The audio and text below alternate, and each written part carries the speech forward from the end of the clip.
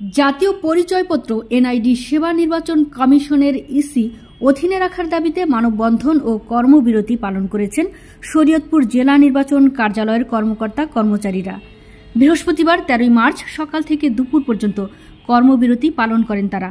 জেলা নির্বাচন কর্মকর্তা মিজানুর রহমান জানান, ভোটার তালিকা ও জাতীয় পরিচয়পত্র একে অপরের সাথে সম্পৃক্ত। যদি এনআইডি সেবা ইসির বাইরে নেওয়া হয় তাহলে এটি বিশৃঙ্খলা সৃষ্টি করবে এবং শুদ্ধতা হারাবে। তাই আমরা চাই এটি নির্বাচন কমিশনের অধীনেই থাকুক।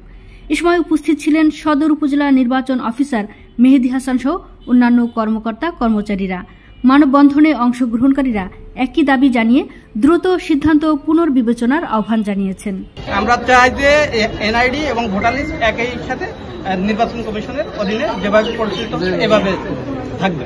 দীর্ঘ 17 বছর ধরে নির্বাচন কমিশন অক্লান্ত পরিশ্রমের মাধ্যমে জনগণের সেবা করে যাচ্ছে এবং নির্বাচন এনআইডি প্রতি বছর এবং স্মার্ট কার্ড পর্যন্ত আমাদের দেওয়া হয়ে গেছে।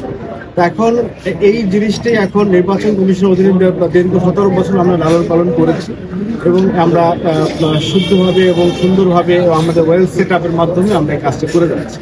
কিন্তু এখন শোনা যাচ্ছে যে নির্বাচন কমিশনের এই যে এনআইডি সেবা এটি একটি অন্য একটি অধিদপ্তর বা মন্ত্রণালয় করে সেটা শোনা যাচ্ছে যে সিভিল রেজিস্ট্রেশন অধিদপ্তর নামে একটি অধিদপ্তর খুলে তারা সেখানে এটা নিয়ে যায়। তা আমাদের সন্তান আমরা দীর্ঘদিন লালন পালন করে এখন যদি অন্য জায়গায় তারা নিয়ে যেতে চায় তা আমাদের অবশ্যই স্বাভাবিক কষ্ট লাগে, দুঃখ লাগে। আমাদের সে ভারাক্রান্ত মন নিয়ে আজকে আমরা এখানে মানববন্ধনে দাঁড়িয়েছি এবং আপনাদের সামনে এই জিনিসটি তুলে ধরবার চেষ্টা করছি, জাতির সামনে তুলে ধরার চেষ্টা করছি। আমার সন্তান যেন আমার কাছেই থাকে।